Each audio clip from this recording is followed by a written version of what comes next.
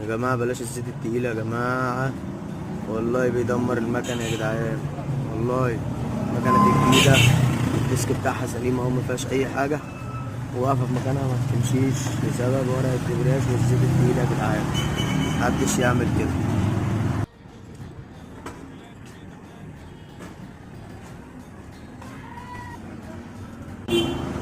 تعال نشوف الورق ده كده مع بعض. شوف الورقة دي الورقة دي. طب بص دي، بص الورقة دي عاملة ازاي. يا ترى دي اتاكلت كده لوحدها ولا حد عاملها بصاروخ؟ بص بص عاملة ازاي. عندنا كمان سليمة. بص الورقة دي أنا مش عارف. شوف الورقة دي.